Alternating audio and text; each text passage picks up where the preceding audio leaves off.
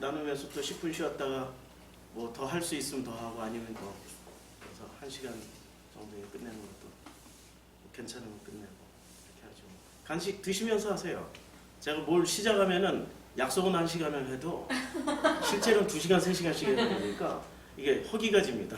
먹을 거 앞에다 놓고 하시는 게 후회가 없으실 것 같아요. 일단 시작하기 전에 저희 교회 최초로 시작 전에 기도 한번 해보겠습니다. 프로슈크마이 교회 수요일 날 참 오래간만에 수요일 날 이렇게 시작을 하게 됩니다. 귀한 걸음입니다. 한 영혼이 천하보다 귀하고 또 이 자리에 나오기까지 얼마나 많은 망설임과 결단을 했겠습니까?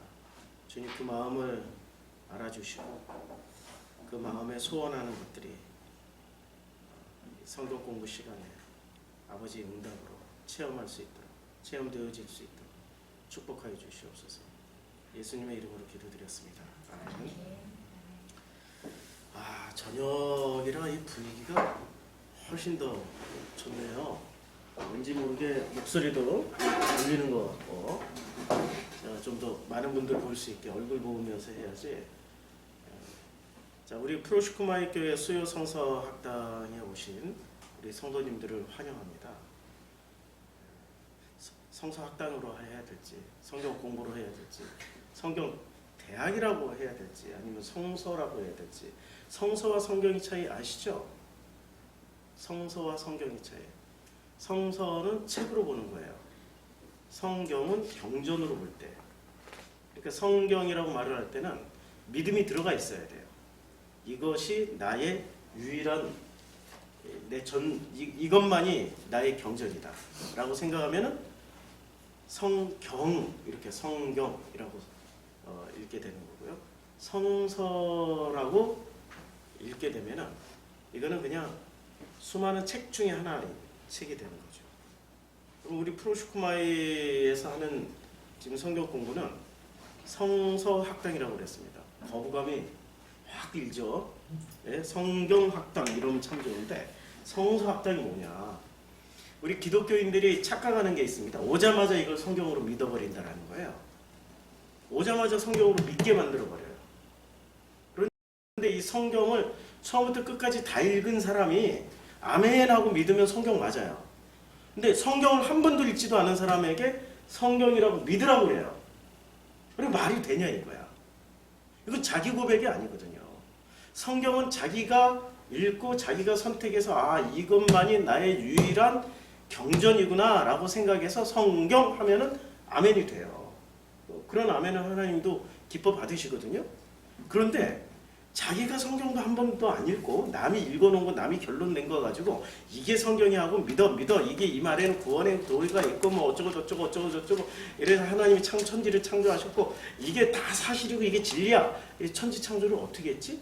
첫째 날에는 뭐 빛이 있으라고 하는데 빛이 빅뱅인가? 뭐 둘째 날에는 물과 물이 나뉜다니 진짜 이 물이 이렇게 하늘로 올라가가지고 그 하늘에 있는 물이 왜 안 내려오지? 이게 수증기인가?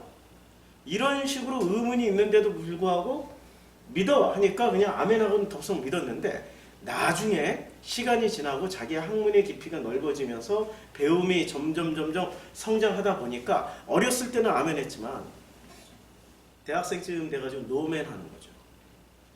성경에서 성서로 가버리면 문제가 심각해져요. 그냥 성서에서 성경으로 가는 건 괜찮은 거예요. 수많은 책들 중에 그 책 중에 하나를 읽었다가 이거야말로 정말 내 일생을 바쳐도 아깝지 않을 책이구나 라고 선택해서 읽을 수 있는 그러한 코스가 진짜 제대로 된 코스라는 거예요. 그렇죠? 그렇게 읽었던 사람 중에 유명하신 분이 한 분 계십니다. 성서였다가 성경이 되신 분. 윌리엄 와일러. 뭘 만든 감독인지 모르시죠? 벤허. 이분이 무신론자였어요. 그냥 기독교는 무조건 싫었어요. 종교 자체가 무조건 싫었어. 그러다가 이분이 성서를 읽었어요. 성서를. 왜냐면 좀 깔려고, 비판하려고. 성서를 읽다 보니까 그 성서에서 진짜 뭔가를 발견한 거예요. 그리고 나서 이분에게 성서가 성경이 된 거죠. 그리고 성경이 되고 나서 자기의 모든 작품 중에 최고의 걸작인 배너를 만드신 겁니다. 이 배너 다들 다 보셨죠? 배너에는 그 신앙 고백이 다 들어가 있잖아요. 그 사람들의 그 신앙 고백. 놀라운 거죠. 놀라운 거예요. 그래서 우리 수요 성경 학당이 아니고요. 수요 성서 학당입니다. 우리는 성서로부터 출발하는 것을 배워야 하는 거죠. 처음부터 성서로 시작했던 사람은 나중에 자기의 신앙 고백으로 성경을 선택할 때 그런 사람은 변함이 없어요. 그런데 처음부터 성경으로 시작했다가 나중에 이게 뭐야? 이게 뭐야? 하다가 성서로 가버린 사람들은 참 비극적인 거죠. 그래서 성서로 가려면은 이게 내려와야 되는 거야. 성서로 가려면은 우선 성경을 우리는 알게 모르게 벌써 이걸 성경으로 믿고 있단 말이에요. 아니 감히 어떻게 성경을 성서라고 얘기할 수 있냐? 제가 옛날에 짐바브웨 선교사로 있을 때 저하고 같이 선교 활동을 하셨던 그 목사님 한 분이 계세요. 순복음 목사님이신데 이분은 그 순복음 출신답게 역시 이 신학적 지식이 많이 짧으세요.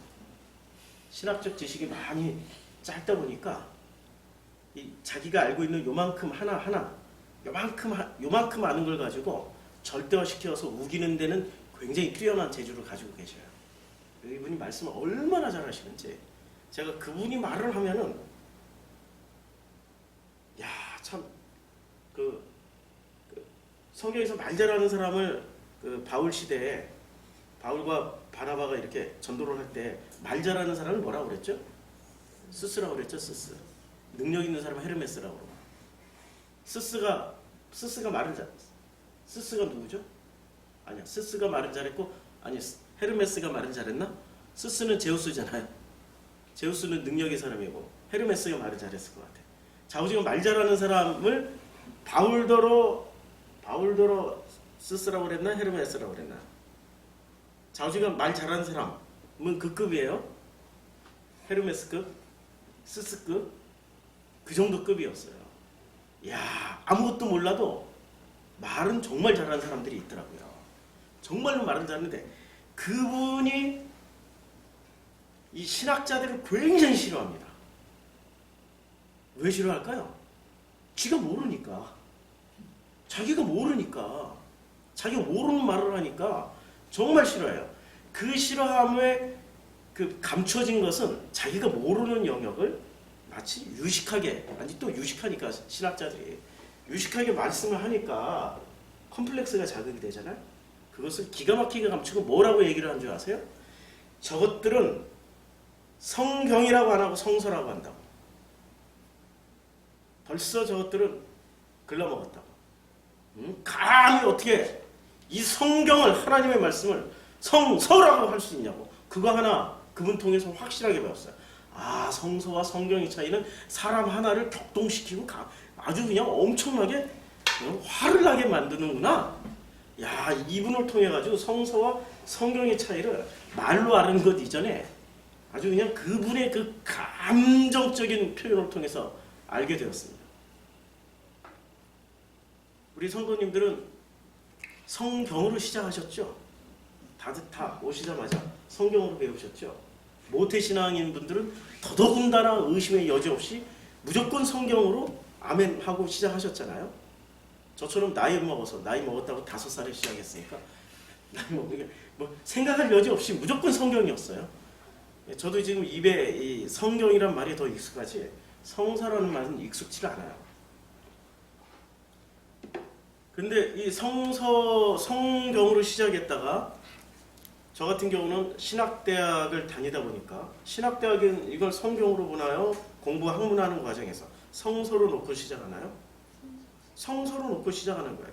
성서로 놓고 시작하다 보니까 신학대학 다니는 학생들이 공통점이 있습니다. 한 70%는 그렇게 되는 것 같아요. 1학년 때는 목사, 2학년 때는 뭐 집사, 3학년 때는 평신도, 4학년 때 무신론자가 돼요. 왜 그런 줄 아세요? 성경으로 시작했던 그 신앙인들이 성서를 배우니까 무신론자가 되는 거예요. 그러니까 역순으로 하면은 성서로 시작했다가 성경이 되는 순서는 어떻게 되냐면 역순이 되는 거예요. 어떻게 역순이 될까요? 이렇게 역순이 되는 거죠. 무신론자였다가 평신도가 됐다가 집사가 됐다가 목사가 되는. 역순이 낫죠? 목사 됐다가 무신론자 되는 것보단 역순이 무신론자에서 목회자급의 어떤 신앙이 되는 게 훨씬 더 나은 거죠. 그래서 성서학당이라고 이름을 지었습니다.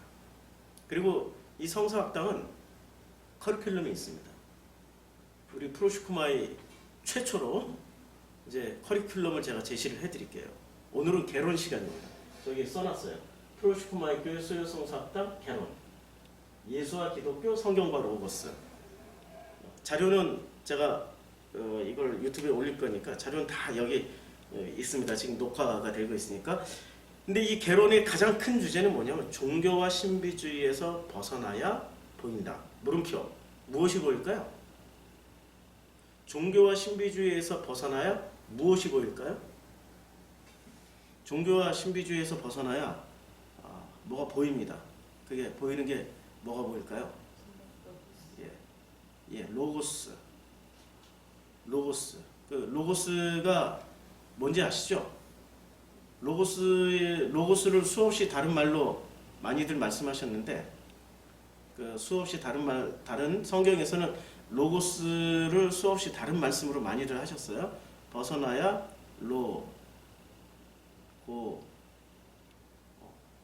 로고스가 보입니다. 벗어나야 로고스를 안다. 본다. 안다. 근데 이 로고스는 성경에 로고스라는 이름으로 본질은 로고스예요. 근데 이 로고스를 다른 표현으로 많이 했어요. 로고스라고 하지 않고 주로 인물로 치면은 선지자, 예언자, 그 다음에 예수, 선지자 중에 이사야, 예레미야, 모든 선지자들, 아담, 셋, 노아, 전부 다 이분들이 뭘 가지고 있었습니까? 로고스를 가지고 있었어요. 그 로고스를 우리가 알 수 있게 되는 거예요. 종교와 신비주의를 벗어나야 로고스를 알 수 있는 거죠. 근데 종교와 신비주의를 벗어나지 않으면 로고스는 절대 알 수 없습니다. 절대라는 표현에 방점을 땅땅 찍어 드립니다. 절대 알 수 없어요. 종교와 신비주의를 벗어나야만이 비로소 이 성서를 통해서 로고스를 발견하게 되고 이 로고스를 발견한 사람이 비로소 이 성서는 나에게 단 한 권의 책 성경이 될 수 있는 거죠. 그래서 수요 성서학당은 모든 과정이 이 성서가 어떻게 우리에게 성경이 될 수 있는지를 설명하는 그런 방식을 가지게 될 겁니다. 그러니까 신학대학에서 배웠던 것을 역순으로 할 거예요. 무신론자에서 평신도 참여할수록 어떻게 되니 무신론자에서 평신도에서 집사가 됐다가 목회자가 되는 이런 과정을 이제 경험하시게 될 겁니다. 기대가 되죠? 좀 기대하셔도 됩니다. 자, 그래서 이것을 공부하기 위해서 우리가 이제 개론을 이렇게 할 겁니다. 자, 오늘 프로시쿠마이 교회 이제 수요 성서 대학이라고 썼는데 성서 학당입니다. 자, 이거 수정을 안 했는데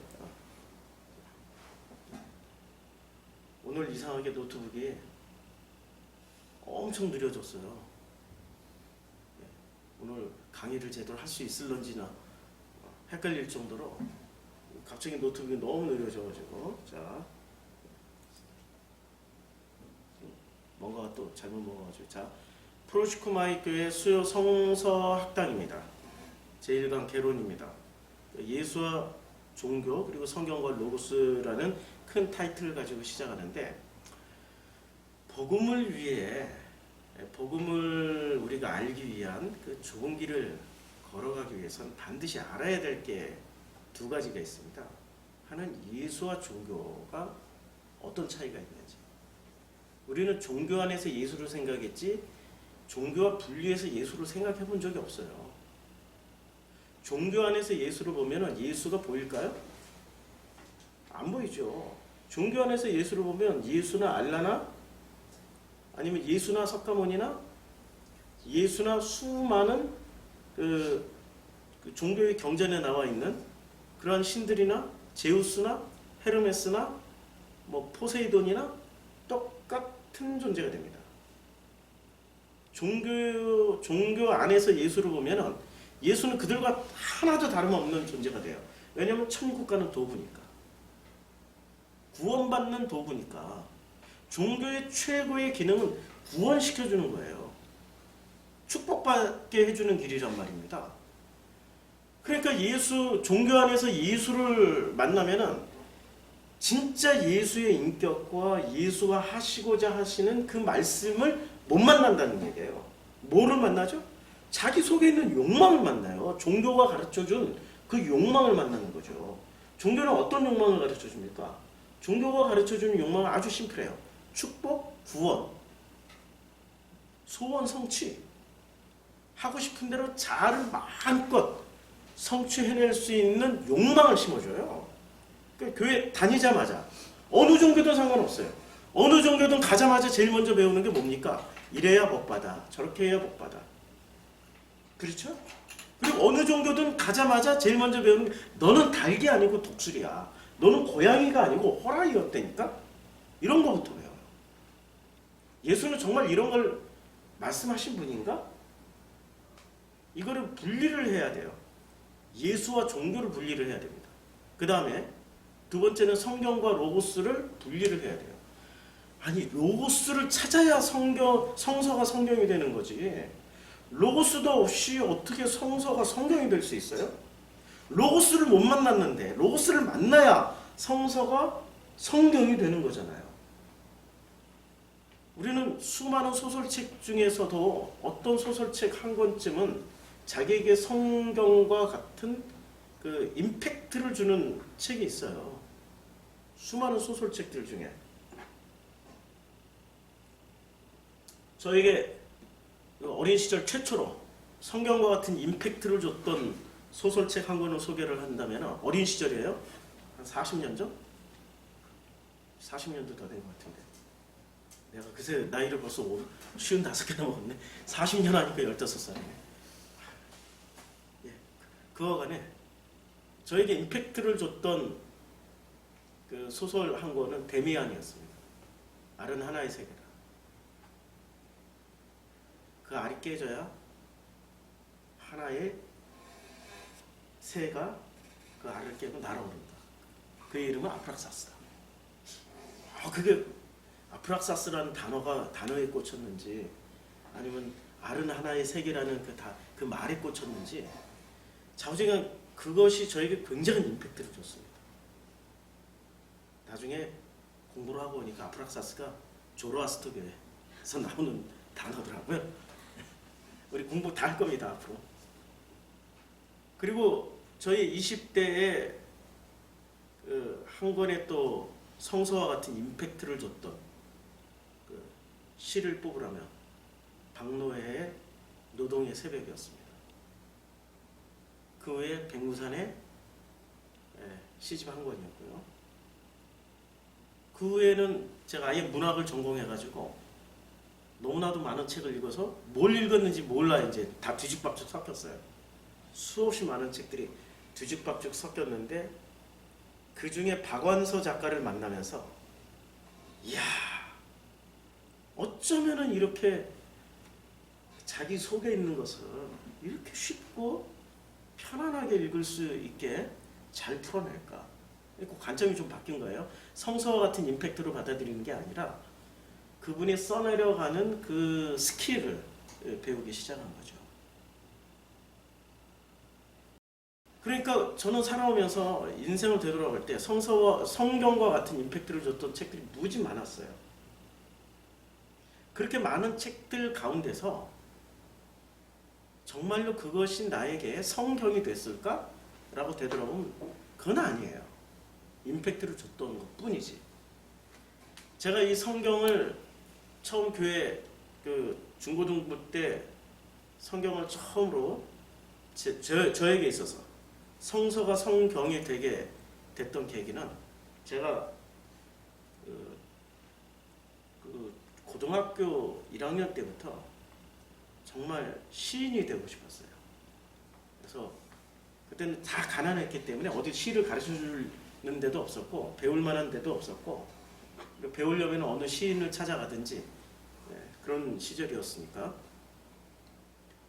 다행히 우리 교회에 제가 다녔던 모교회에 국어 선생님이 계셨어요. 국어 선생님이 우리 고등부 지도 선생님이셨어요. 그분에게 제가 말씀드렸더니 개인적으로 지도를 해주시겠다고. 그래서 그분한테 문학 공부를 배웠어요. 문학 수업을. 그래서 그분한테 배우는데 그분은 있잖아요. 저한테 시가 무언지 소설이 무언지 이런 걸 안 가르쳐 주시고요. 시나 소설을 잘 쓰려면 많이 읽어야 돼 하고 권해주는 게 그때 저한테 뭘 권해줬냐면 성서를 권해줬고 성서 중에서도 잠언, 전도서, 아가서를 집중적으로 시편, 잠언, 전도서, 아가서를 집중적으로 읽게 만들었어요. 그래서 거의 1년 동안 전도서는 한 몇십 번 읽었고 짧으니까 잠언은 기니까 한 두서너 번 읽었던 것 같고 시편도 기니까 부분 발췌로 중요한 그분이 뽑아주는 어떤 시편들을 그렇게 읽었던 것 같아요. 아가서는 굉장히 많이 읽었어요. 근데 뜻도 모르고 무조건 그분은 읽히게 만들고 써오라고 그러고 그것을 또 암기를 하라고 그러고 그러면서 한 1년 동안을 그분에게 그냥 성서로 읽는 법을 배운 거예요. 성서로. 왜냐하면 문학을 위한. 그런데 그때 읽었던 그 성서가 제 일평생에 성경이 무엇인지를 깨달아가는 하나의 징검다리들이 되었어요. 그때 제가 배웠던 방식대로 지금 요한복음을 하는 겁니다. 지나온 길을 보면은 참 저의 그 모든 인생 여정 가운데서 하나님은 참 놀라울 정도로 저를 이렇게 성서를 성경 되게끔 만들어 주시고 그것을 또 성서를 성경으로 가르칠 수 있는 선생으로 기가 막히게 만들어 주셨다는 거죠. 이 복음을 위한 좁은 길에 큰 틀에서 예수와 종교에서 또 각 제목으로 나눕니다. 그다음에 성경과 로고스도 각 제목별로 나눌 거예요. 이렇게 예수와 종교는 아까 1번 예수였죠. 1번 예수와 종교예요. 1번 예수와 종교인데 큰 챕터로 세 챕터로 나뉩니다. 유대 종교와 예수, 기독교와 예수, 기독교는 종교인가? 근데 이걸 가지고 공부할 거예요. 아니 예수와 유대 종교가 어떤 관계가 있냐 이거죠. 우리는 처음에 교회 가자마자 뭐부터 배워요? 아브라함부터 시작해서 아브라함, 이삭, 야곱의 씨로 시작해서 유다의 족보로 인해서 예수가 그렇게 태어났다라고 그렇게 배워버리니까 우리는 무조건 예수가 유대교인인 줄 알아요. 아니 진짜 유대교인 맞냐고요. 예수가 말씀하셨던 걸 잘 들어보면 예수는 유대교인이었지만 껍데기는 유대교인이지만 실제 내용으로 유대교인이 아니셨어요. 유대교를 혐오하신 듯한 말씀을 굉장히 많이 하셨어요. 성전 허물어버린다. 유대인들의 최고의 가치관이 모여있는 최고의 신앙의 집결지가 성당이었대. 성전. 성전이었어요. 그런데 이 성전이 예수는 그 성전을 허물어버린다고 말씀하신 겁니다. 유대교를 폐한다는 얘기예요. 종교로서의 유대교는 폐한다고. 그러니까 유대교와 예수와의 관계를 우리가 알아야 비로소 유대교에서 왜 유대교 안에서 왜 예수가 태어났는지를 알게 되는 거죠. 이것도 모른 채 그냥 덮어놓고 족보 암기하면서 뭐 아브라함과 이삭과 야곱의 세계나 뭐 이렇게 시작해가지고 뭐 몇 대 뭐 그 이상을 맞다니 그 이상을 맞다니 누가 누구를 낳고 누가 누구를 낳고 이런 걸 그냥 덥석덥석 믿어버렸다가 아주 정교한 무신론자들의 혹은 그 비평가들의 그 공격이 들어오면은 바로 다 무너지게 돼 있어요. 우리의 믿음은 더 센 믿음이 들어오면 무너지게 돼 있습니다. 우리의 믿음. 아니 그렇잖아요. 예? 우리의 믿음은 더 센 믿음이 들어오면 무너지게 돼 있잖아요. 그 찾아서 이렇게 일평생 다니다가 또 다시 오셨잖아요. 자기의 믿음이 얼마나 연약한지를 보여주는 대표적인 우리 사례들이 우리 안에 있단 말이에요. 우리 안에. 자, 그래서 우리의 믿음은 더 센 믿음이 들어오기 전에 뭐를 알아야 돼요? 성서를 알아야 돼요.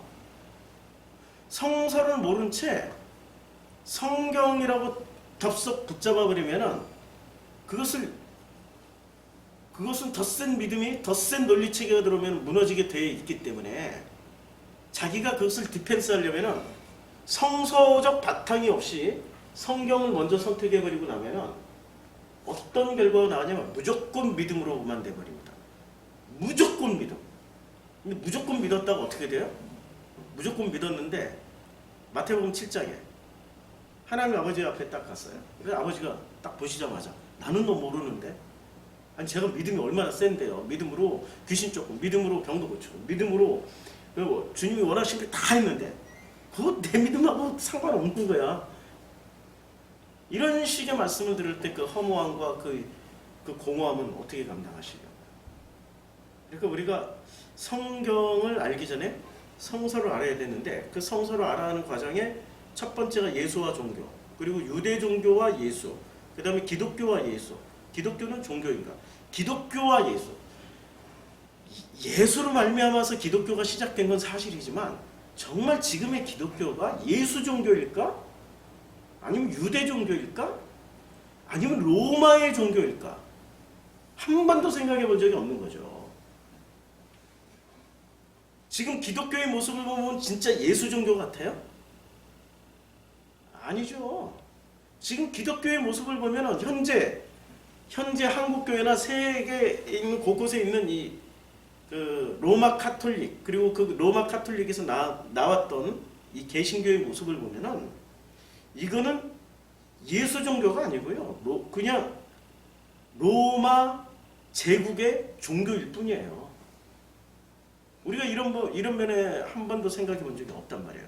그리고 덮어놓고 예수 이꼴 구원, 예수 이꼴 천국, 예수 이꼴 축복, 예수 이꼴 뭐 온갖 소원 성취 만사형통 이런 식으로 믿어버리면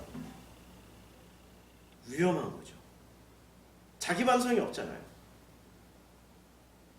자기 반성을 해야 되는 거죠. 자, 두 번째 이제 좀 더 예수와 종교를 좀 더 세밀하게 들어가면 유대 종교 1번 지금 강론이 머릿속에 그려집니까?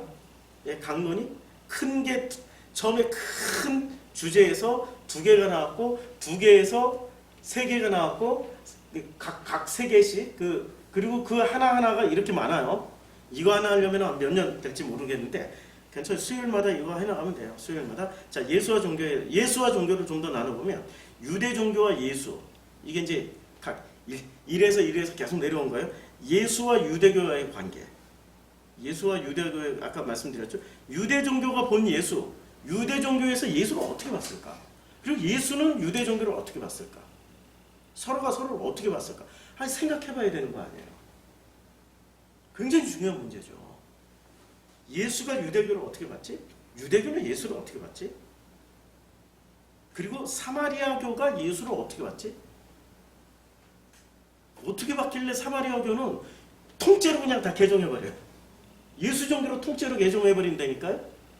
요한복음 4장에 나오잖아요. 뭐 긴 시간 얘기도 한 게 아니야. 반나절도 채 얘기를 안 했어.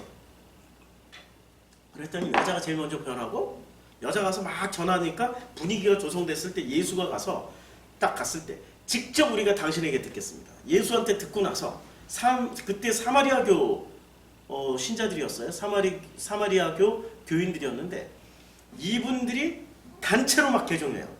그리고 내가 너의 말을 듣고 내가 예수를 따르는 게 아니라 직접 들어보니까 내가 따를 수밖에 없겠다. 그들이 단체로 사마리아교는 이렇게 확 들어왔는데 이 사마리아교는 예수와의 관계 형성을 제대로 해버렸는데 유대교는 왜 안 됐을까? 참 신기하죠. 그 다음에 로마 종교가 본 예수, 그리고 예수가 바라본 로마 종교 있었을 거 아니에요. 성경에 로마 종교 본디오 빌라도는 종교가 있었을까요? 종교가 있었을까요? 없었을까요? 그때 로마인들은 종교인이 아닌 사람이 있었을까요? 별로 없어요. 별로 거의 90% 이상은 다 종교인들이었어요. 그리고 빌라도의 아내는 꿈까지 꾸는 여자야. 신비주의 종교에 깊이 심취해 있던 사람이었단 말이에요. 신비주의 종교에 깊이 심취해 있던 그 여자가 누구를 알아봤어요? 예수를 알아봤다니까요. 그러니까 사마리아교도 예수를 알아보고 로마 종교도 예수를 알아보는데 문제는 유대교가 예수를 몰라보는 거예요. 신기하죠? 이 관계를 좀 알아보자고요. 이 관계를 알아보면 좀 더 우리가 깊이 예수를 만날 수 있지 않을까. 예수를 만나야 성서가 성경이 되는 거 아니에요? 아니, 예수를 만나야 성서가 성경이 되는 거죠. 우리의 목적은 성서가 성경 되게 하자 이거예요. 성서가 성경 되게 하자. 그래서 예수와 종교 2번 기독교와 예수의 관계에서 기독교와 유대교의 관계 잘 보이시죠? 기독교와 유대교의 관계, 기독교와 예수와의 관계, 그리고 로고스와 예수와의 관계. 기독교냐 로고스냐, 기독교냐 예수냐, 예수와 그리스도. 야, 참 할 게 무지 많죠. 네, 재밌을 것 같죠? 원래 개론은 항상 재밌어요. 이제 강론으로 들어가면 너무 어려워요. 힘들어요. 왜 어렵냐면 내 생각하고 다르니까 어려워. 내 생각하고 똑같으면 너무 쉬워. 너무 재밌어. 내 생각하고 다를 때. 내 생각하고 다른 게 많이 나와야 돼요. 사실은. 내 생각하고 다른 게 나와야 내가 배우는 거 아니에요? 내 생각하고 너무 똑같으면 자기를 강화시키는 거죠. 자기가 강화돼서 그래 내가 알고 있는 게 엄청 그래 맞아 내가 알고 있는 게 다 맞아. 내가 알고 있는 게 맞아. 역시 나는 공부를 잘했어. 그리고 하나님 앞에 섰더니 하나님 난 너무 모른다. 이래버릴 때는 어떻게 감당하실려? 그렇죠? 나를 해체하는 게 십자가 사건이에요. 내가 알고 있는 지식과 내가 알고 있는 체험이나 내가 알고 있는 그 모든 것이 내려지는 자리가 십자가의 자리지, 내가 알고 있는 것 몽땅 모아가지고 부활한다. 무거워서 부활 못해. 일단 무거워서 휴거가도 안 되고, 휴거라는 건 없지만 무거워서 부활이 안 된다니까. 그냥 그거 끌어안고 가미가제처럼 그냥 같이 자폭하는 수밖에 없어요. 자기가 그동안 모아놨던 거. 십자가 사건은 자기가 알고 있는 그 모든 것이 해체되는 사건이 십자가 사건이에요. 예수 십자가 사건이라는 건. 그래서 예수와 종교, 그 다음에 예수와 종교 세 번째, 기독교는 종교인가? 그래서 예수 시대의 기독교 살펴봐야죠. 그다음에 예수 시대의 기독교하고 사도 시대의 기독교하고 같을까요? 분명히 다르죠. 예수 시대는 교회가 어디 있었어요? 질문. 예수 생전 당시에는 어디가 교회의 본거지가 어디에 있었습니까? 교회 중심 교회가 어디 있었어요? 예? 어디? 예? 예, 갈릴리예요. 갈릴리가 예수 시대 당시의 사람들은 갈릴리를 그냥 예수교 총본산지라고 생각한 거예요. 어디서 나와요? 여러 번 나와요, 여러 번. 예. 그러니까 베드로한테 너 갈릴리 당 아니냐? 갈릴리 당이야, 당. 그러니까 갈릴리 사람들은 전부 다 예수당이야, 예수당. 그렇죠. 그런데 사도시대 때 기독교의 총본부, 근거지는 어디였어요? 너무 이상하죠. 예수가 부활해서 제일 먼저 가야 어디 가서 만나자고 그랬어요? 예루살렘의 갈릴리예요. 갈릴리였어요. 그런데 사도 시대 때 갈릴리에서 어디로 옮겨졌어요? 예루살렘으로. 아니 이거 뭐야 도대체? 이런 갈릴리에서 예루살렘으로 이 기독교가 옮겨진 것에 대한 그 어떤 설명도 목사들이 안 하고 있어요. 아니 신학자들도 안 해. 신학자들도 관심이 없어. 오직 구원에만 관심이 있어. 교리에만 관심이 있어. 이것을 정밀하게 정교하게 이걸 하나하나씩 알아가다 보면은 야 바울의 기독교가 진짜 기독교인지 아니면 짝퉁 기독교인지 알 수 있게 되는 거죠. 바울의 기독교, 그 다음에 그 이후로부터 이제 초대 사도들 1세대 크리스찬들이라고 하는 예수 때 예수를 로고스를 만나가지고 그들이 살아생전 전했던 기독교, 그러니까 AD 100년 전까지겠죠. AD 100년 전. 그 다음에 AD 100년부터 AD 300년 사이에 그 200년 동안 박해받던 기독교. 그럼 이 기독교는 어떤 기독교였을까? 박해받던 기독교에는 로마 카톨릭 없었어요. 동방교회 없었어요. 개신교 없었어요. 이때는 2단도 없었어요. 3단도 없었고 4단도 없었어요. 몽땅 다 기독교였어요. 서로 만날 수도 없었어. 그때는 뭐 카타콤에 숨어가지고 서로 기독교인이라고 뭐를 표시를 하려고 그러면 물고기로 이렇게 바닥에다 그려가지고 표시하고 아 우리 같은 기독교인이구나. 뭐 그 정도의 수준이었지. 그러니까 이 박해받던 기독교는 예수 시대의 기독교와 사도 시대의 기독교와 바울의 기독교가 얼마나 다르고 얼마나 또 공통분모를 갖고 있는지도 알아야 되는 거 아니에요. 성경에 그럼 박해받던 기독교는 성경이 나올 거야 안 나올 거야? 이건 성경이 안 나와요. 아니 박해받는 장면은 나와. 히브리서에서 나와요. 양의 가죽을 뒤집어 쓰고 온 들판과 산을 유리하면서 방황하면서 왜 산과 들판을 양가죽을 뒤집어 쓰고 다녀야 될까요? 떼져서 다니면 로마의 감시망에 걸려서 잡힐 수도 있으니까. 그래 양처럼 위장하고 양처럼 기어다니는 거예요. 멀리서 보면 양들이 다니는 거예요. 그 히브리서에서 나와요. 그 박해받던 기독교의 어떤 모습들이. 자, 그 다음에 콘스탄티누스와 기독교. 지금의 기독교는 예수 시대의 기독교일까요? 사도 시대의 기독교일까요? 바울의 기독교일까요? 박해받던 기독교일까요? 아니면 콘스탄티누스의 기독교일까요? 뭐 두말할 것 없이 콘스탄티누스의 기독교예요. 그러면 우리가 예수의 기독교를 알아야 뭐 백투 예수 시대로 정말 예수의 복음으로 돌아가든 말든 할 거 아니에요. 예수 시대의 기독교를 우리가 알아야 된단 말이에요. 이것도 모르고 어떻게 콘스탄티누스 기독교만 비판하면 끝인가? 대안은 제시를 해줘야죠. 그 대안이 예수 시대의 기독교로 돌아가자 이거예요. 최소한 사도 시대의 기독교로 돌아가야 되는 일이 있어야 된다는 거죠. 그 다음에 동방교회가 뭔지, 서방교회가 뭔지, 아프리카에 있는 콥틱교회가 뭔지 이 정도는 알아야 되는 거 아니에요. 우리 한국교회 한국교회만 세계 최고의 교회인 줄 아시는 것 같은데 우리 한국교회 성도님들은 결코 아닙니다. 우리는 역사가 150년 됐고요. 아프리카의 콥틱교회는 역사가 2000년 된 교회예요. 얼굴이 시커매서 그렇지 우리보다 신앙생활 더 잘해요. 그들은 순교로 점철되어 왔던 신앙의 역사를 가졌단 말이에요. 아프리카 교회 전혀 모르잖아요. 공부하자고요. 배워보자고요. 동방교회? 이 동방교회가 자 로마 카톨릭에 거기는 콘스탄티누스의 기독교였어요.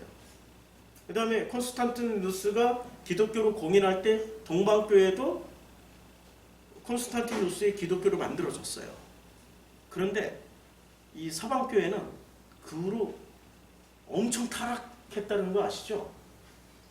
마녀사냥하고 십자군 전쟁을 통해 가지고 이 서방교회가 어떤 짓을 했냐면 서방교회가 예루살렘을 회복하러 가자 하면서 예루살렘에 있던 위치가 이 동방교회 쪽에 위치하고 있었어요. 아시아 쪽에 있었으니까. 동방교회를 서방교회가 같은 교회인데 같은 신앙인인데 같은 기독교인인데 잔인할 정도로 다 짓밟아 나버렸습니다. 심지어는 아프리카는 예루살렘 있는 데가 아니거든요. 아프리카까지 이 십자군이 쳐들어가가지고 보물이란 다 훔쳐갔어요. 그 중에 하나가 교회, 이 콥틱교회. 이 콥틱교회의 보물 중에 보물이 뭐였는지 아세요? 콥틱교회의 보물 중에 보물. 마가의 시체였습니다. 마가의 뼈. 마가가 알렉산드리아에서 교회 이 복음을 전하다가 순교를 당했어요.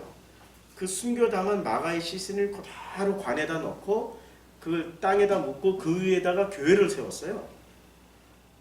그러니까 이 마가 지금 알렉산드리아에 있어요. 마가교회. 이름도 마가가 세운 교회이기 때문에 마가교회 지하에는 마가의 무덤이 있는데 무덤은 텅 비었어요. 로마 카톨릭 와서 훔쳐갔어요. 그 교회 성도님들을 안 뺏기려고 어떻게 했겠어요? 못 가져가 다 죽이고 뺏어가 버렸어요.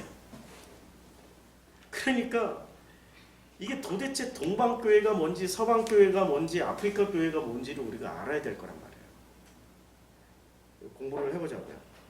그 다음에 기독교의 정통이 뭐가 정통이고 기독교의 이단이 뭐가 이단인지를 알아야 이단이 이거고 이게 정통이 이거구나 이런 걸 공부할 수 있을 거 아니에요?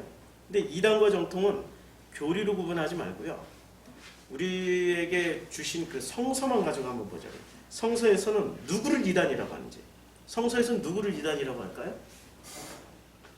성서에서는 이단이라고 딱 정죄한 집단이 한 그룹밖에 없습니다.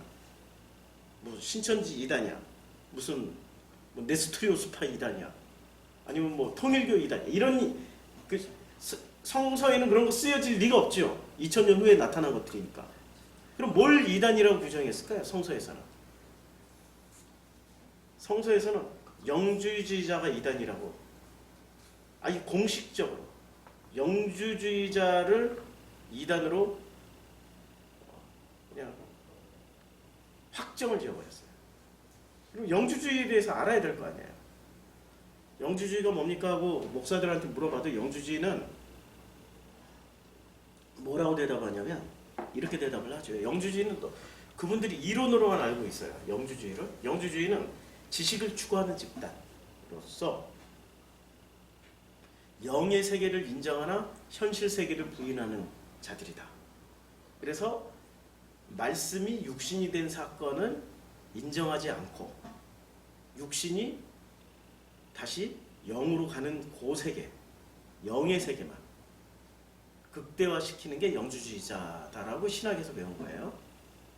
성경에서는 영주주의자를 그렇게 심플하게 이야기를 할까요? 아니에요. 예수 시대의 기독교, 사도 시대의 기독교, 바울의 기독교, 박해받던 기독교에서 최고의 골칫거리는 전부 누구였는 줄 아세요? 영주주의자들 그룹이었습니다. 예수 시대 이전부터 있었어요. 기독교 신종 이단이 아니에요. 이 영주주의자들이. 유대교 내에도 영주주의자가 있었고요. 로마 종교에도 영주주의자가 있었고 전 세계의 모든 종교에는 영주주의자들이 다 존재하고 있었어요. 그들의 이름이 또 신비주의자일 수도 있고 굉장히 다양하고 다양한 모습으로 존재하고 있었습니다. 지금 우리 한국에서 하고 있는 원어 성경 하시는 분들이 있잖아요. 그들의 뿌리는 영주주의예요. 제가 그분들하고 단절을 한 이유입니다. 확실하게 단절하지 않으면 우리는 알게 모르게 그들이 걸어놓은 그 미끼에 걸려가지고 전부 다 엉뚱한 길로 가게 되어 있습니다. 자, 그 다음에 복음을 위한 좁은 길, 두 번째 성경과 로고스.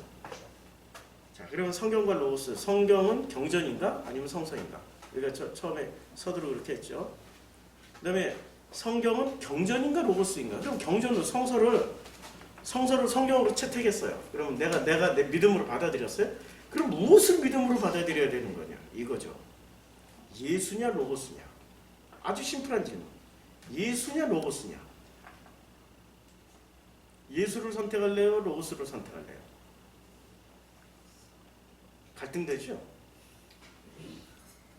갈등되죠 벌써. 예수를 선택할래요? 로고스를 선택할래요? 우선순위로. 제가 이렇게 물어보는 거죠. 마치 이 질문이 이와 같아요. 최영희 성도에게 정성필을 선택할래? 남편을 선택할래? 같은 말인 것 같은데 굉장히 다르죠. 남편은 뭐예요? 기능이잖아요. 정성필은 본질이잖아요. 그렇죠? 예수를 선택할래? 로고스를 선택할래? 같은 맥락에서 이해를 하면 뭘 선택해야 되는 거죠? 예? 예, 로고스를 선택하는 거죠. 왜냐면 예수가 로고스가 육신이 돼서 오신 분이 예수잖아요.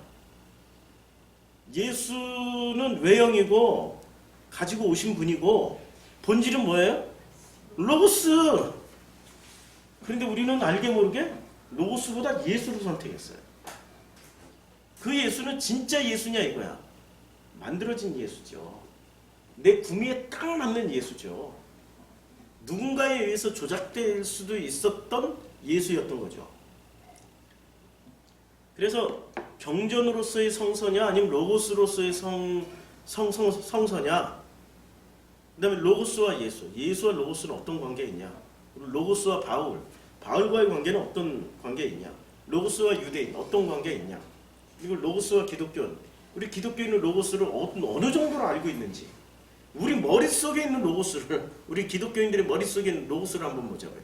진짜 우리 기독교인이 가지고 있는 로고스가 진짜 로고스인지 아니면 가짜 로고스인지 그런 거 한번 찾아보자고요. 이게 앞으로 우리 수요 성서 학당에서 공부를 해야 될 내용들입니다. 이렇게 공부를 할 걸 생각하니까 좀 흥미진진하죠? 예, 기대가 되죠? 예, 저도 막 기대가 됩니다. 이렇게 커리큘럼을 짰습니다. 이렇게 커리큘럼을 짰으면 이제 뭔가가 이제 막 이루어지고 뭐 그럴 것 같은데, 자, 우리가 이렇게 커리큘럼을 짜고 이걸 통해서, 아니 이것이 아니고 이 수요 성서학당에서 우리가 크게 다뤄야 될 주제가 전체 내용을 뭘 설명하는 거였냐면은, 도대체 기독교와 종교가 뭐가 다른지를 우리가 알아야 되는 거 아니에요. 이제 질문 하나 드릴게요. 기독교는 종교가 맞을까요? 기독교는 종교가 맞냐고요? 예, 기독교는 종교가 맞아요. 그럼 로고스는 종교가 맞을까요? 아니죠. 그런데 왜 우리는 종교를 선택해서 종교 생활을 하고 있죠? 이상하죠, 지금. 로고스는 종교가 아니에요. 로고스는 뭐죠? 이 모든 질서, 모든 것의 기초, 모든 것의 원리, 모든 것의 근본이에요.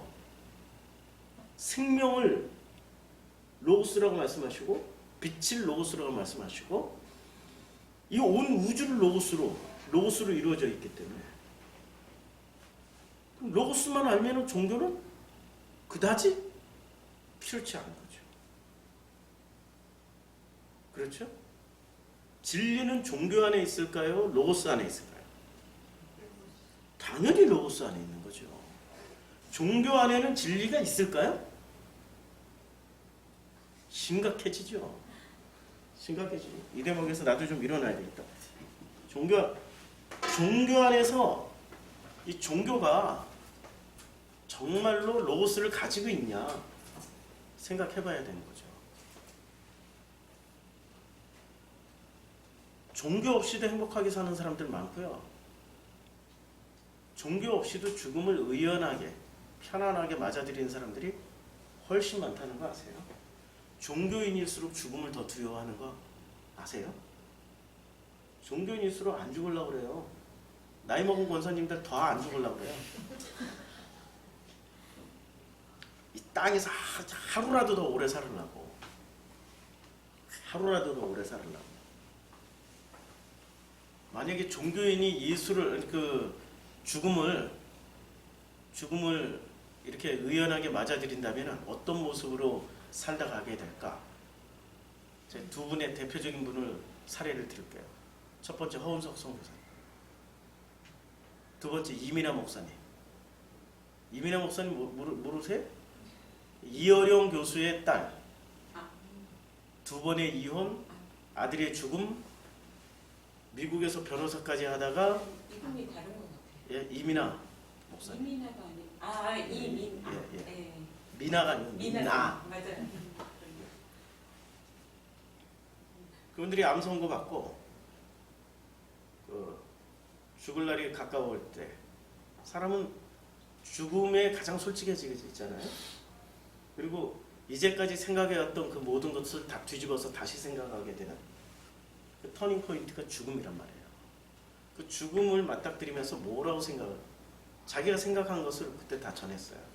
허은석 선교사나 이민아 목사나. 이민아 목사의 설교 중에 이런 내용이 있더라고요. 기도는 뭐냐? 기도는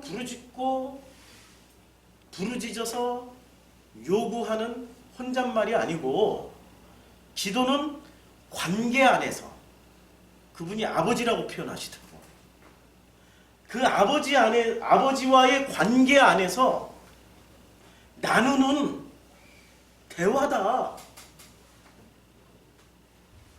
그런 기도 해보셨나요? 하시고 있으면은 잘 가고 계시는 거예요. 근데 한국교회는 어떤 기도로부터 가르쳐 주죠? 부르짖는 기도부터 이렇게 손 들고 막 주여 주여 주여 주여 주여, 다른 말도 하잖아요. 주여 주여, 무슨 무당이 굿하는 것처럼 손을 더 높이 들면 더 많이 받는 것처럼 이런 거부터 가르쳐 줬단 말이에요. 예, 구하고 찾고 두드리고. 그 종교예요, 그거는 종교예요. 로고스를 만나지 못하면 그렇게 엉터리 같이 살게 돼요. 로고스를 만나야 되는 거죠. 그래서 그 이어령 교수의 동영상을 우리 밴드에 올렸나요? 안 올렸죠? 올려야 되겠다. 이어령 교수가, 이 사람은 인문학자란 말이에요. 그리고 자기 인생을 그야말로 학자의, 또 글 쓰는 작가로서, 그리고 그 교수로서, 또 문화부 장관까지 지냈잖아요. 장관으로서 일평생 진짜 성공하고 다채롭게 살아온 이분이 암에 걸리셨어요. 딸도 암에 걸렸고 이분도 암에 걸렸어요. 지금 곧 언제 돌아가실지 곧 돌아가실 거예요. 근데 자기는 그 어떤 치료도 받고 있지 않고 죽음을 담담히 지금 죽음을 받아들일 준비가 돼 있다. 이민아 목사의 삶이 참 기구했잖아요. 두 번의 이혼, 자기 아들을 먼저 보내는. 그럼 이분은 자기 딸이자 자기 손자의 그 아픔을 계속 봤을 거 아니에요. 그러면서 그걸 통해서 자기가 이제 일평생 공부해왔던 인문학적 그 소양이 이렇게 다 한번 뒤집어지는 체험을 했던 거죠. 죽음에 대해서 담담하게 그렇게 말씀하시는 장면이 나오는데, 죽음은 뭘까요? 그럼 도대체 우리에게 죽음이라는 것은 어떤 의미가 있고 무엇일까요? 자, 그림을 잘못 띄워놨네. 여기부터. 자, 얘가 좀 오늘 느려가지고 좀 양해를 좀 해주세요. 우리가 죽음이라는 것을 인문학자들은 어떻게 생각하고 있는지, 서울대 철학과 교수가 죽음에 대한 강의를 했습니다. 삶과 죽음에 관한 물음. 왜 삶과 죽음인가? 그리고 특히 왜 죽음은 우리에게 중요한 의미를 가지는가? 고통과 죽음을 생각하는 삶이 과연 고통스러운가? 죽음은 나와 상관없는가? 이런 어떤 그 주제를 가지고 이제 강연을 하셨는데요. 사람들이 철저하게 착각하는 것 중에 하나가 죽음을 전부 남의 이야기로 알고 있어요. 자기는 자기 죽음은 자기에게 죽음이 온다라는 것은 그렇게 생각을 안 해요. 나에게 돈이 생긴다라는 거, 내가 로또에 맞겠다, 난 로또에 맞을 확률, 이런 것을 엄청 많은 생각을 하는데 죽음이 곧 나에게 올 것이다라는 생각을 안 한다니까요. 희한하게 피하고 싶은 거죠. 죽음은 남의 이야기가 아니고 자기 이야기예요. 그래서 이 죽음은 굉장히 가까운 현실이었다라는 것을 저희 어린 시절만 해도 저는 수없이 봤어요. 어린 시절에는 동네에서 장례식 다 했어요. 근데 지금은 장례식을 못 봐요. 장례식은 어디 가야만 볼 수 있어요? 장례식장에만 가야 돼. 병원이나 병원 장례식장이나 아니면 특별히 장례식장에 가야 돼. 옛날에는 30년 전만 해도 장례식을 어디서 했냐면 집에서 했어요. 집에서. 자기 집이 좁으면 동네 마당에서 했어요.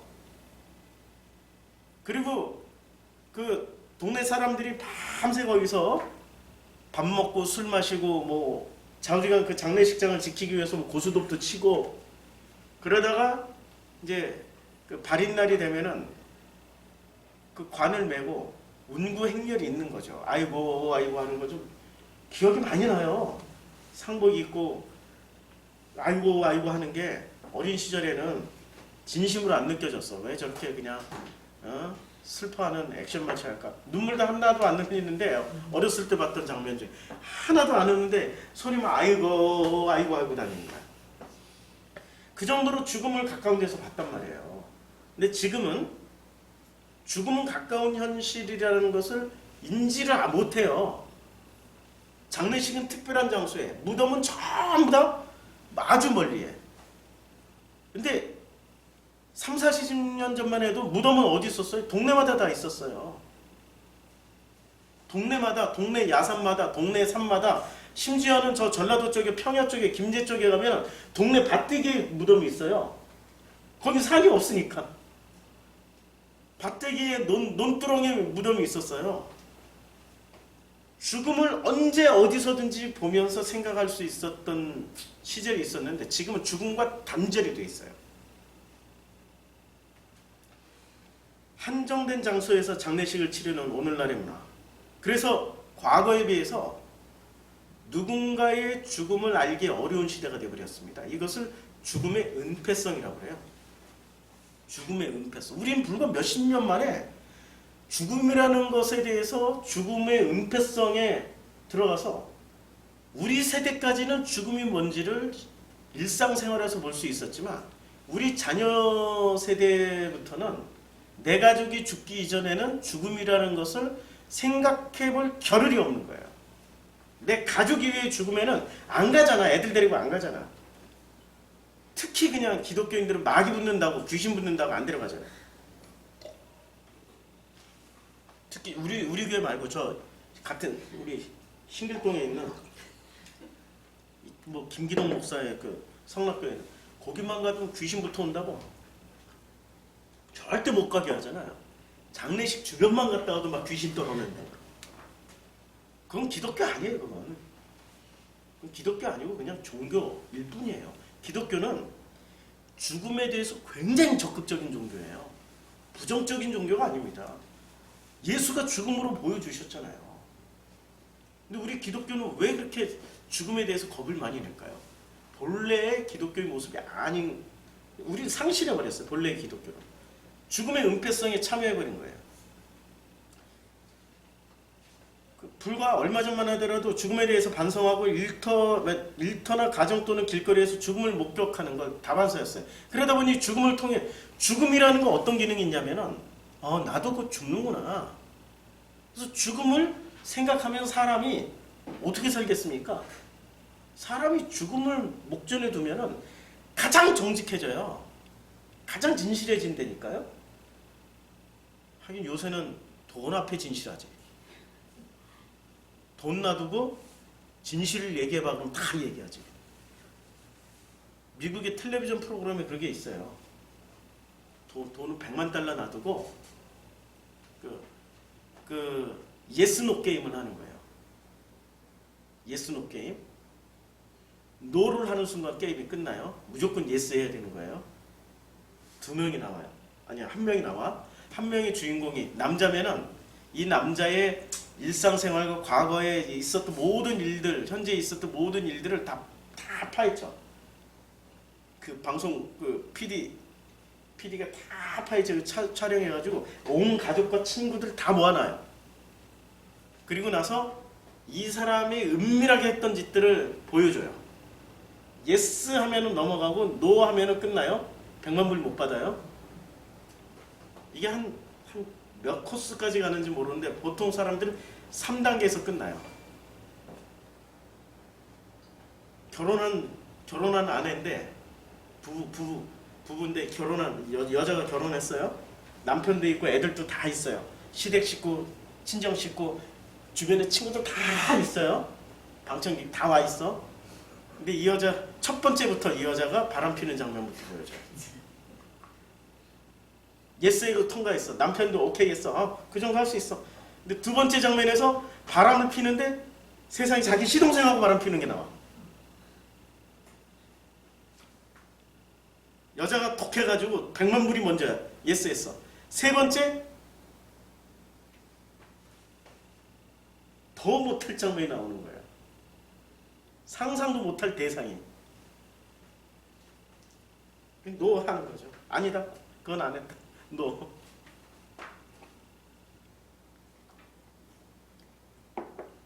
지금은 죽음이라는 공포 대신에 돈을 잃는다라는 공포가 더 큰 거죠.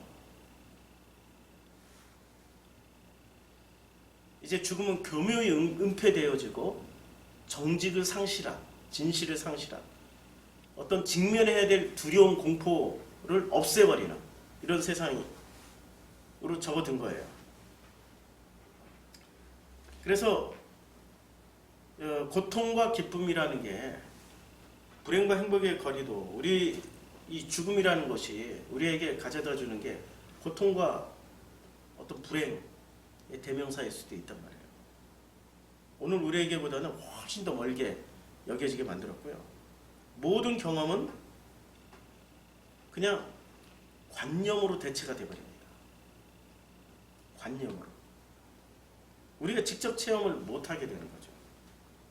과거에는 고통과 기쁨과 불행과 행복의 경험을 즉각적으로 느낄 수 있는 이런 시대였는데 지금은 그냥 배워서 아는 것뿐이에요. 이게 예수 시대에 나오잖아요. 장터에 나가서 슬퍼해도 울지 않고 고글라해도 슬퍼하지 않고 장례식 문화란 말이에요. 피를 불어도 춤을 추지 않는다.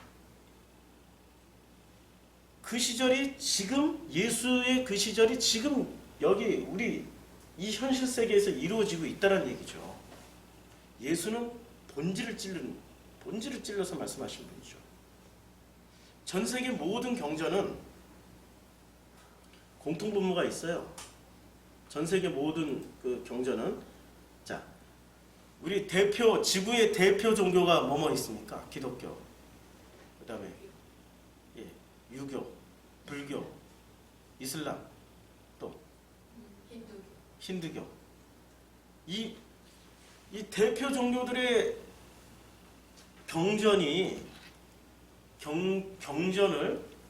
경전을 만드신 분들이 유대교 이 경전을 만드신 분들이 놀랍게도 왕족 출신이라는 거 아십니까? 석가모니 왕자였죠. 그 다음에 성경을 최초로 쓰신 모세 왕자였잖아요.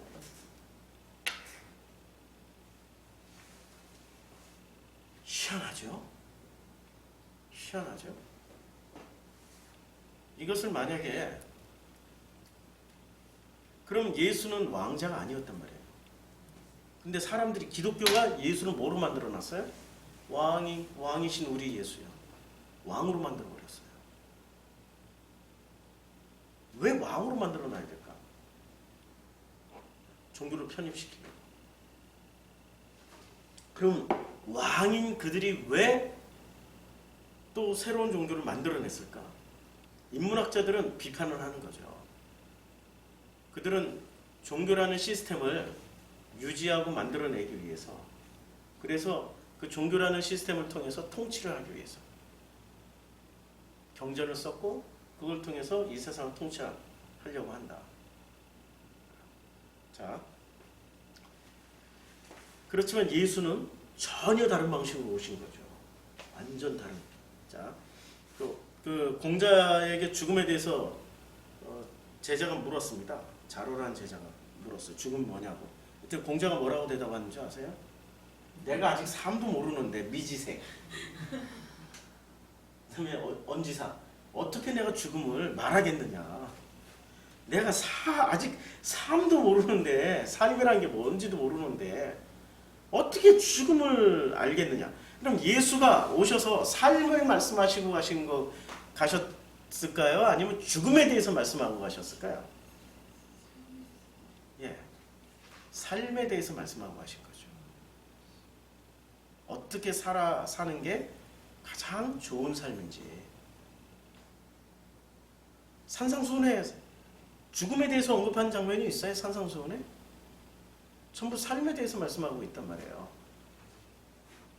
심령이 가난한 자는 복이 있나니 천국이 저희 것이냐. 애통하는 자는 복이 있나니 저희가 위로를 받을 것이고, 온유한 자는 복이 있나니 저희가 땅을 기업으로 받을 것이야. 하늘에 계신 우리 아버지여, 이름이 거룩히 여김을 받으시옵고 나라가 임하옵시며 뜻이 하늘에서 이루어진 것 같이 땅에서도 이루어지이다. 오늘날 우리에게 일용할 양식을 줘. 여기 죽음이 어디 있어요 지금? 예수는 철저하게 삶을 얘기하고 갔어요. 삶을 알아야 죽음을 알 수 있게 되는 거예요. 삶도 모르는데 죽음 이유를 얘기를 한다. 뭔가 속고 있는 듯한 느낌 안 드세요? 그거 엄청나게 속고 있는 거예요. 삶도 모르는데 어떻게 죽음을 먼저 얘기를 하고, 그리고 죽음 이후의 영생에 대해서 얘기를 할 수 있습니까? 가짜죠, 가짜. 구원의 교리? 구원에도? 아니, 삶을 제대로 살지도 못하는 인간이 어떻게 구원을 받는다고 그런 강력한 믿음을 가지고 있어요? 가짜야, 가짜.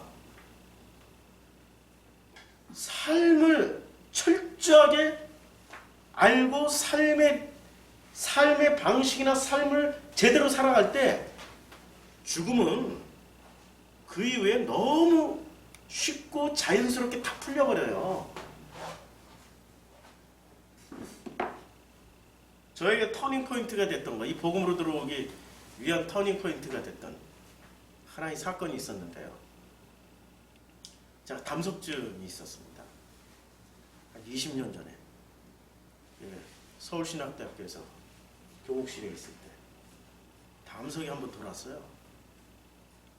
와, 이 담석증이 얼마나 고통스러운 병이지 체험해보신 분은 알아요. 그러니까 인간이 느끼는 3대 통증. 첫째 산통, 둘째 치통, 셋째 담석통. 진짜 죽으면 하나님 안 찾을래 안 찾을 수 없어요.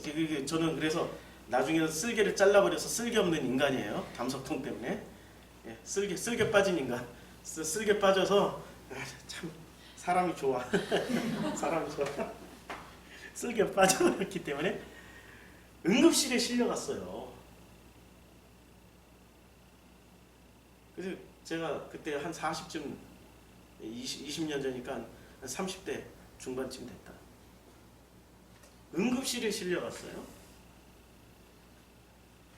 너무 아파가지고 진통제 놔도 이게 통증이 안 멎으니까 진경제까지 넣고 또다시 진통제 한 방 더 맞고. 담석통이 그 정도로 고통스러운 병이에요. 진통제, 진경제 계속 맞았어요. 나중에 사람이 멍멍해져. 이제 매가리가 없어지고. 그래도 아파. 근데 죽을 만치 아픈 건 아니고 그래도 좀 아파. 근데 누워있는데 갑자기 119 응급대원들하고 침대 하나가 막 들어오는 거예요. 제 누워있는 바로 옆자리에. 봤어, 사람 봤어. 근데 사람 얼굴이 파란색이에요.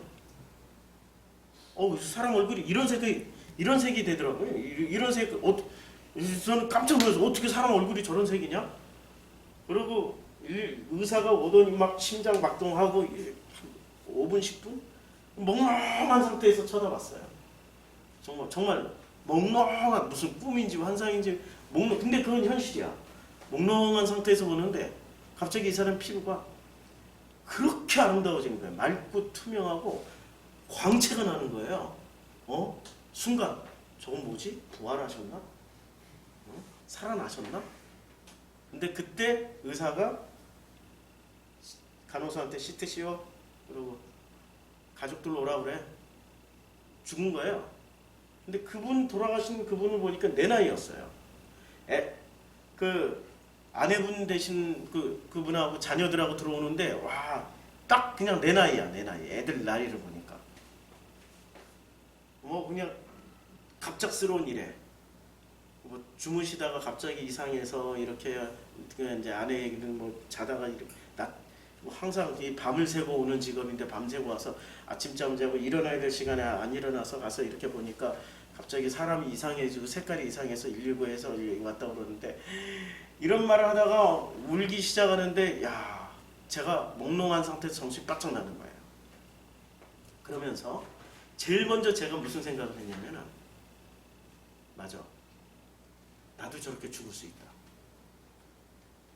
내 나이하고 비슷하고 나도 어느 순간 바로 갑자기 갈 수 있다. 그러면 내 죽음에 가장, 죽을 때 저는 어머니 죽음도 봤고 죽음을 많이 봤어요. 우리 특히 가족들 죽음을.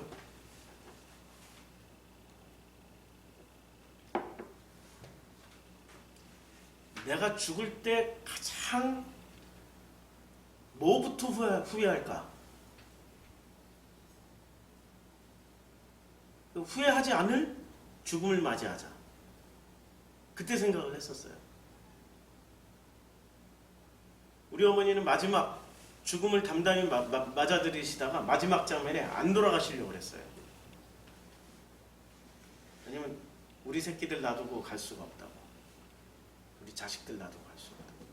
우리 어머니는 제 생각에는 너무 고생을 많이 하시고 앞으로도 고생, 그때 1988년도니까 지금 딱 30년 되셨는데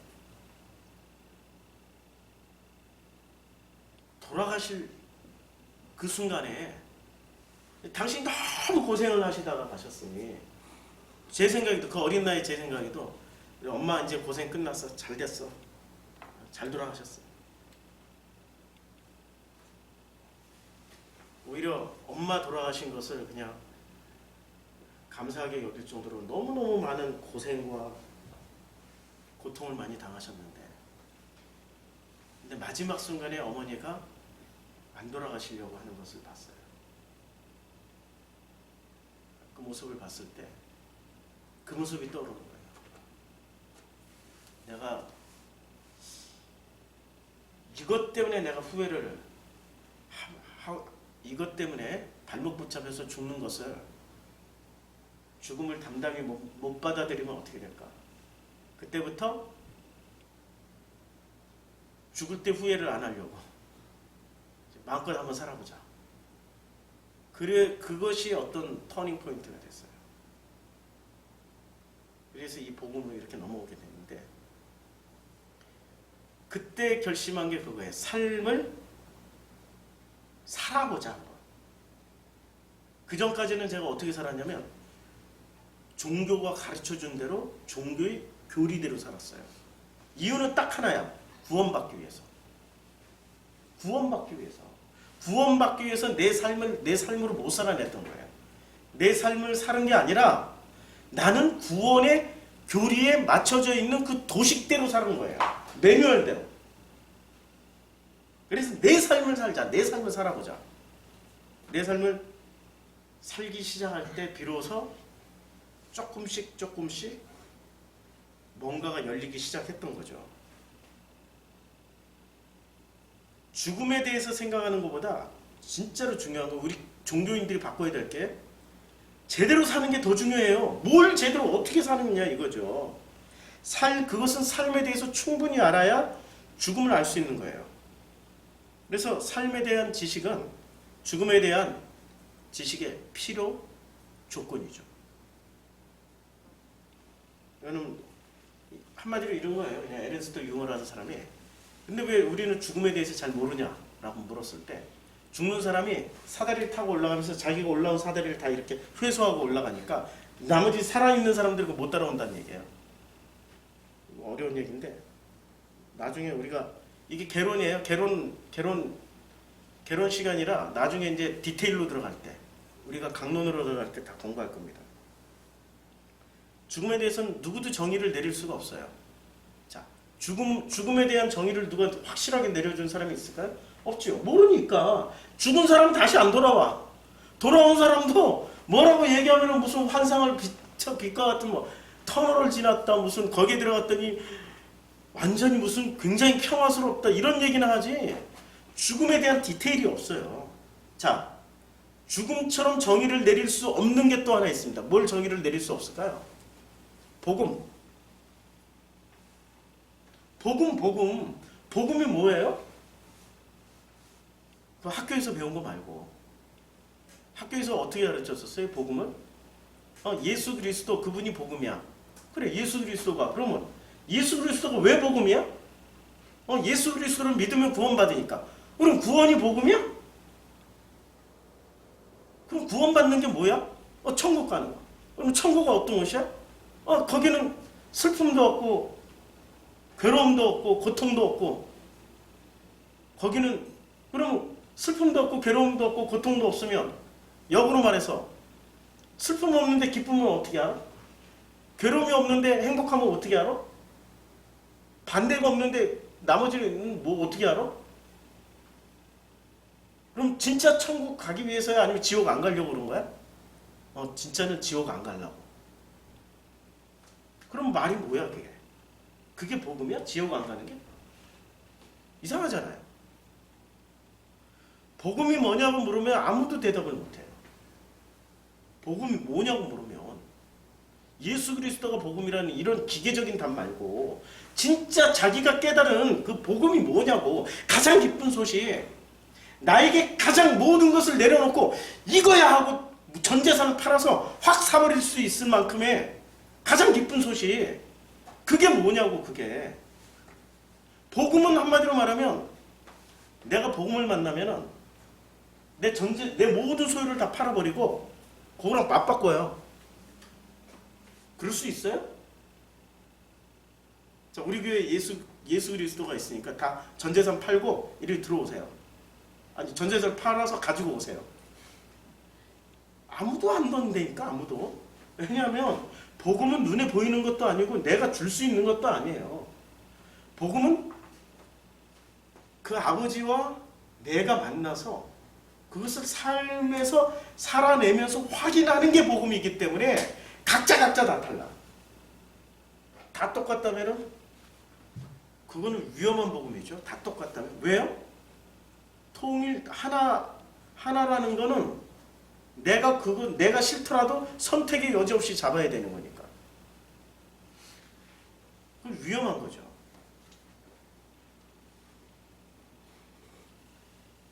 무슨 희한한 글을 내가 하나 자료를 찾다 보니까 이게 뭐 이런 그 열반송이라고 해요. 이 열반송에 이런 얘기를 써놨습니다. 일생 동안 남녀의 무리를 속여서 하늘을 넘치는 죄업은 수미산을 지나치니 산채로 무간지옥에 떨어져 그 한이 만갈래라. 둥근 한 수레바퀴 불금을 내뿜으며 푸른 산에 걸렸도다. 노을이 걸리듯이. 스님들은 매우 난해한 언어로 의사표현을 하기 때문에 이 열반송을 문자 그대로 이제 했는데 그런데 이 성철 스님이 따로 제자들에게 남긴 유언을 보면 요걸 이제 다시 해석해 준 거예요. 성철 스님이 내 죄는 산보다 높고 바다보다 깊은데 내 어찌 감당하랴. 내가 80년 동안 포교한 것은 헛것이로다. 우리는 구원이 없다. 죄값을 해결할 자가 없기 때문이다. 딸 피리와 54년을 단절하고 살았는데 죽을 임종시에 찾게 되었다. 피리야, 내가 잘못했다. 내 인생을 잘못 선택했다. 나는 지옥에 간다. 이게 성철 스님이 남긴 말이에요. 우리 이걸 또 보고 기독교인들은 거부라고 불교에는 구원이 없다고 이런 진짜 개독교 같은 년. 누가 그런 얘기 하려고 내가 이 글을 뽑아온 게 아니고 왜 이 글을 뽑아왔냐면은 종교라는 그 시스템 안에서는 후회와 탄식이 남아요. 죽음을 받아들이기가 고통스러운 거예요. 내 딸 피해에게 54년을 단절하고 살았다. 죽을 임종시에 찾게 되었다. 내 인생을 잘못 선택했다. 피리야 내가 잘못했다. 나는 지옥에. 이분은 정말 솔직하신 분이야. 우리 기독교인 이런 인간이 있냐고 좀 나오라고. 나오라고 안 나오잖아요. 나오라고 그래도. 이분 사진이 딸 피리랑 마지막 이제 저 오른쪽 저 끝에 있는 분이 따님이세요. 오른쪽 끝에 있는 분이 필인데, 예, 이제 이분이 임종 직전까지 마지막 그 수발을 들다가 이분이 깨달으신 거예요. 성철 스님. 마지막 순간에 그래도 딸하고 같이 보내면서 이 시간을 보냈다라는 게 소중한 거죠. 삶을 구성하는 축이 있습니다. 자아와 타자. 이게 이렇게 되어 있죠. 우리는 이 네 가지의 공통 분모 안에서 살아갑니다. 자아, 공간, 타자, 시간. 앞으로 이거 공부 다 할 거예요. 나는 누군지. 그럼 너는 누군지. 우리가 살아가는 이 공간은 뭔지. 그럼 이 삶을 우리가 살아가고 이 시간이 다 되면 떠나야 되는 그 시간이라는 거 뭔지. 우리는 아니 성경 이런 거 얘기 다 해준다니까. 성경 안에 다 있어요. 성경 안에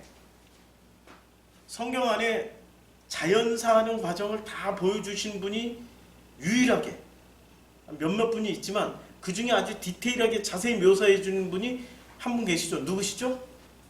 나이 먹어서 자연스럽게 늙어 죽는 그 모든 과정을 다 보여주는 가장 바람직한 삶을 살다가 보여주시는 분. 배움은 짧아. 학교를 다닌 적도 없고 이분은 뭐 대학을 다닌 적도 없고. 누구예요? 성경 인물 중에? 다윗. 다윗은 마지막 순간에 다 유언하고 떠나잖아요. 그리고 그 삶을 노년의 삶을 자세히 묘사하잖아요. 노년의 삶에 자기가 몸이 추우니까 따뜻하게 하기 위해서 젊은 여자 같이 잠자리를 할 수 있는 젊은 자기 몸을 따뜻하게 위해 이런 것을 자세히 묘사를 해놨던 분이 다윗이 등장을 해요. 물론 야곱도 등장하죠.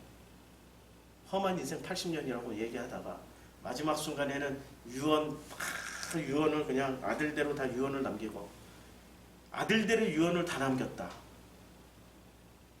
이것만 봐도 야곱은 엄청 바뀐 거 아시죠? 유언을 남기려면 딱 두 놈한테만 남겨야 돼. 요셉하고 베냐민한테만. 걔네들만 사랑하거든. 근데 나머지 10명까지 포함해서 12명에게 다 남겼다는 거. 이 사람이 바뀐 거예요, 지금. 이 사람이 지금 야곱이 바뀐 거예요, 야곱이. 자.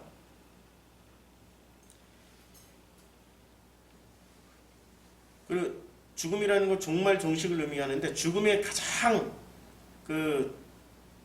죽음이라는 것은 무엇을 위해서 존재하냐면 죽음은 그 타인의 죽음이라든지 내 가까운 사람의 죽음이라든지 혹은 자기 죽음 모든 공통 분모는 슬픈 현상입니다. 슬픈 감정. 아들의 그 사망 소식을 들은 그 아버지의 감정을 이렇게 표현해 놨어요. 이름이 너무 어려워요. 월터 스토프 씨 말씀드려야겠는데요. 에릭이 죽었습니다. 월터 스토프 씨 듣고 계세요? 곧장 오셔야 되겠습니다. 에릭이 죽었습니다. 몇 초 동안 나는 포기의 평화를 느꼈다. 팔을 펼치고 축 처진 아들을 누구에게 평화를 높게 바쳐드렸다.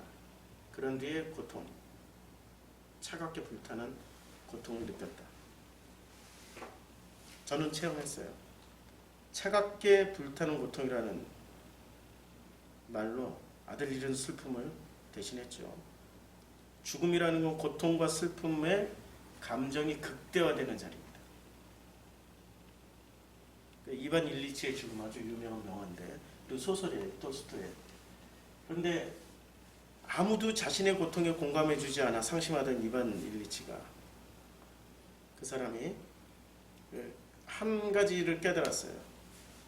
그리고 그 깨달음을 통해서 조용히 입을 다물었습니다. 왜 조용히 입을 다물었냐면 죽음이란 누구도 아닌 자기 자신의 문제이기 때문에 옆에 사람에게 아무리 얘기를 해줘도 못 알아들어요. 아무리 얘기해줘도 못 알아듣는다니까. 아버지의 죽음을 보고 어머니의 죽음을 보고 자식의 죽음을 보더라도 슬픔은 느낄지 몰라도 그게 내 문제는 아니라니까요. 내가 죽을 때 느끼는 그때 그거는 아니란 말이에요. 그때 돼봐야 아는 거죠. 사람은 죽을 때 가장 솔직해져요. 그런데 학자들은 다 그렇게 얘기해요. 사람은 죽을 때 가장 진실해진다고. 그런데 빼야 돼. 예외 법칙이 있어요. 어떤 예외 법칙이 있냐면 종교인은 죽을 때도 자기 로고스를 붙잡고 솔직해지지 않는다. 종교인의 죽음에는 진실함이 없어요. 죽는 순간에도 거짓과 위장된 자기 믿음으로, 좋게 말해서 믿음이고, 이렇게 봤을 때는 제가 보기에는 거짓과 위장, 가짜로 진실, 가짜의 진실로 죽음을 맞는다니까요. 가장 비참한 죽음이 되어버리는 거죠. 죽는 순간에는 왜 죽음이, 성경에서는 왜 죽음이 그렇게 중요한 사건이 되냐면, 십자가에서의 사건이 되냐면 그때나마 가장 진실해지니까. 근데 종교는 그마저도 못하게 만들어버려요. 진정한 자기 자신과 죽음과 직면할 때 진정한 자기 자신과 마주했기 때문에 이젠 더 이상 할 말이 없는 거예요. 그 타자를 만나는 3단계 이 레비나스라는 학자가 얘기를 했는데, 고통, 죽음, 사랑이에요. 고통을 통해서 우리는 누군가를 만날 수 있어요. 누군가의 마음을 만난다니까요. 고통을 겪어본 사람이 누군가의 마음을 만나는데 공통분모가 훨씬 더 커요. 고통을 안 느낀, 고통을 체험해보지 않은, 모든 걸 다 갖춘 비행가족들은 그건 몰라요. 비행가족들 아시죠? 예, 대한항공에. 그분들은 자기들이 그런 고통을 안 당하게 봤기 때문에 함부로 하는 거예요. 고통을 당해봐야 누군가를 진심으로 만날 수 있는 거예요. 고통을 안 당해본 사람은 가짜야. 힘들어. 아니 이해가 안 된다니까. 저 사람 왜 저런지. 그 다음에 죽음과 같은 이런 경험을 해보는 사람들은 진심으로 만날 수 있죠. 그런데 이 모든 고통과 죽음을 뛰어넘는 최고의 메가톤급 누군가를 만날 수 있게 해주는 가장 강력한 게 뭐냐? 그게 사랑이에요. 사랑하게 되면 그냥 다 알아, 이해해. 경험해보셨죠? 경험해보셨죠? 진짜 사랑하면은 24시간 그 사람하고 같이 있다니까요? 시온이 보내놓고 24시간 같이 있죠, 지금? 어제 잠도 못 주무시고. 시온이 드디어 떠났습니다. 라오스에 잘 도착해가지고 1박 2일째. 절반은 성공했어요. 떠나봐야 안 되니까. 떠나봐야. 죽음으로 떠나는 것은 다른 차원이지만 현실 세계에서도 이게 몇 달 간격이라 떠나봐야 바로 내가 사랑했는지 안 했는지 바로 알게 되는 거죠. 삶이라는 것은 잘 살아야 돼요. 근데 잘 산다라는 게 뭐냐면, 잘 산다라는 게 이거죠. 자기 돌봄, 자기를 돌보고 타인도 돌볼 수 있는 게 잘 사는 거예요. 어떻게 살 것이냐? 이 성경에 다 나와요. 인문학자들이 했던 얘기들이 그냥 성경 안 보고 해도 성경 안에 있는 내용들을 얘기를 하고 있더라고요. 또 이분은 또 기독교인도 아닌데 사마리아인의 비유, 이반 일리치 용서와 타자의 발견. 나중에 사마리아인 얘기할 때 하죠. 결국에는 이 죽음을 진심으로 직면한 사람들은 우리의 삶 전체가 꼭 감사가 되는 겁니다. 선물과 같은 삶을 감사한 마음으로 살아간다면 죽음은 더 이상 두려움의 대상이 아닌 거죠. 그런데 이 죽음을 맞닥뜨리려고 하면은 왜 사람들은 두려울까요? 이 두 개의 그림이 있는데 우선 이 그림을 보면, 자, 이 그림 뭐로 보여요? 술잔으로 보여요? 아니면 이렇게 서로 마주보고 있는 사람 얼굴로 보여요? 그래서 이렇게 보면은 술잔이 되고 저렇게 보면은 마주보고 있는 사람이 되는 거예요. 자, 이 그림을 보면서 젊은 여자가 보입니까? 나이 먹은 여자가 보입니까? 네. 젊은 여자가 보여요? 나이 먹은 여자가 보여요? 젊은 여자. 여기 다 젊어서 그래. 예. 어디가 나이 먹었냐면 귀하고 턱선과 이 볼선이 나이 먹어서 그래요. 사람이 보는 눈에 따라서 달라져요. 뭐라고 턱선이 코와 입이 돼요. 예.